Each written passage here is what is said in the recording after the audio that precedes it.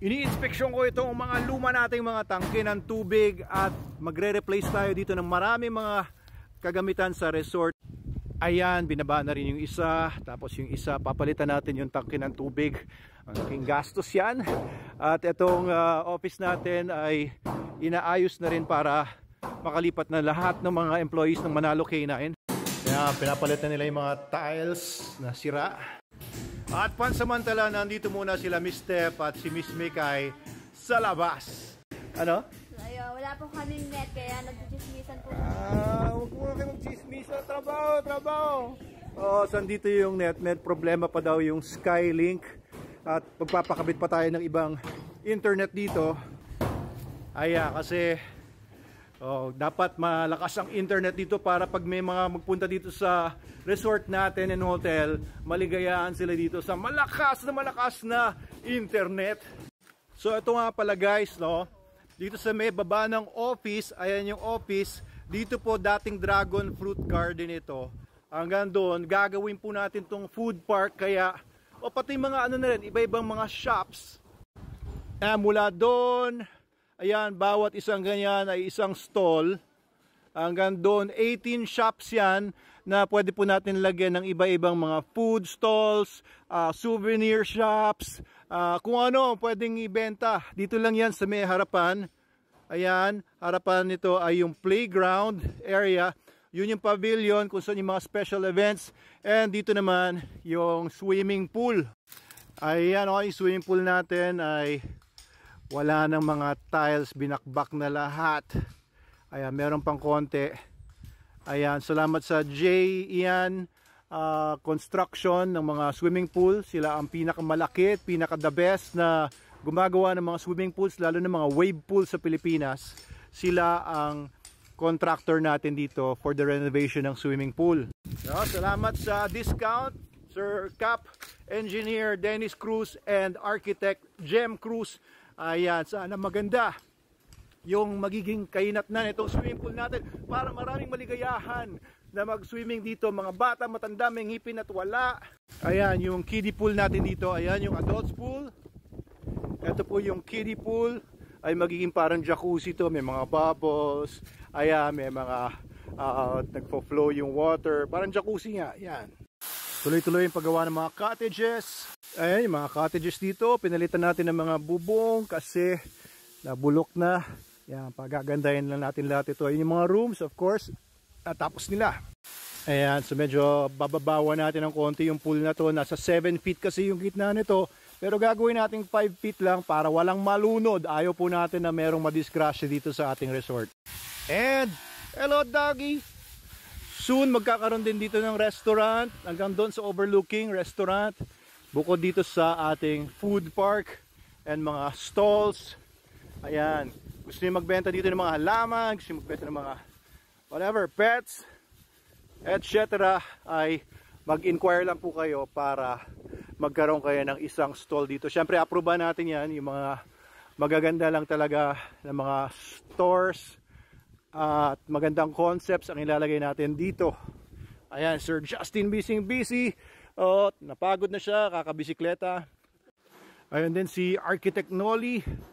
Busy rin siya, may kausap sa phone. Eto, cleared out na rin yung pavilion natin mula sa mga nakatambak ditong mga office supplies. Ayan, pwede kayo mag-concert dito. Magkakaroon tayo dito ng mga live bands, entertainment dito sa lugar na to. Ayan, gusto nyo dito magpakasal. Ayan. So dito malaki-laking venue po ito. Tapos pwede mag-spill over nga doon yung mga guests ninyo. And pwede mag-spill over dito. Ayan. Ayan, nirelease natin. Ayan aking biyenan, si Tatay Nanding Soto. Ayos. Tingnan natin, inaayos din natin yung parking para maraming pwedeng mag-parking dito ng hindi hassle. Pansin nyo doon yung overlooking area. Dito yung overlooking area natin. Banda dun. So magkakaroon din tayo doon ng coffee shop. Ito yung playground. Na-imagine niyo yung mga anak niyo dyan naglalaro sa mga swing. Ayusin pa natin yan. Medyo luma na kasi mga pintura.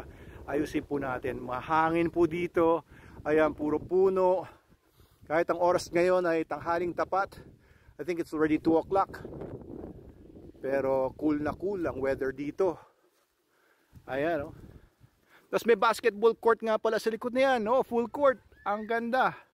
Siyempre naluma na, kaya pwede kayo mag-basketball. Kung kayo mag-stay dito, mag-swimming, pwede rin kayo magkaroon ng basketball challenge or tournament kasama ng inyong mga kasapi sa organization ninyo. Kung may reunion man kayo, magbakbakan kayo sa basketball ng inyong mga kamag-anak at kung ano-ano pa.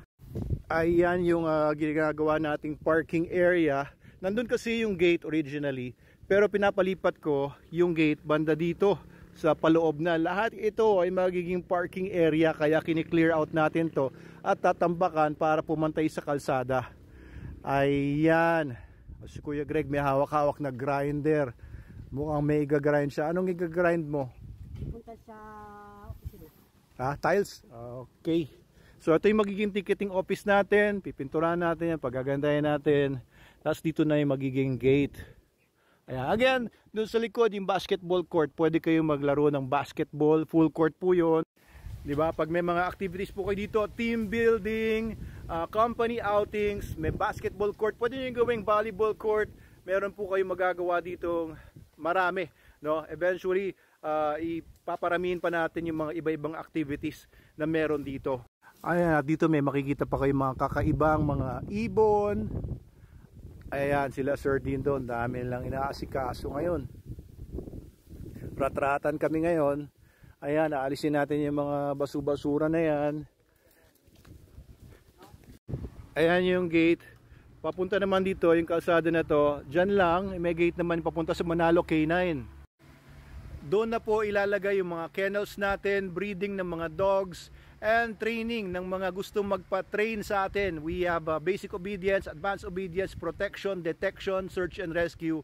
Diyan po gaganapin lahat yan. So malapit lang sa resort. Kung gusto nyo magpa-train ng aso, gusto nyo munang tignan yung lugar, gusto nyo bisitahin yung aso ninyo habang nagtitraining siya dito, meron po kayong matutuluyan. We have a 12-room hotel at pwede po kayo doon mag-overnight sa reasonableng halaga lang. Tapos diba, pag graduation ng aso ninyo, dito nyo na rin i-celebrate kasi may swimming pool. Sama nyo yung buong pamilya, lahat ng barkada, isama nyo po lahat. March 15 po ang opening dito sa Manalo K9 Resort and Hotel. March 15, 2004.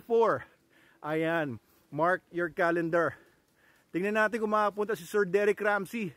Kasi pangako niya sa akin, pag may opening daw ako, pupunta daw siya. So Sir Derek Ramsey is currently in Antarctica doing something I don't know, pero sabi niya, titignan niya yung schedule niya, babalikan niya ako, baka siya yung ating special guest among other special guests.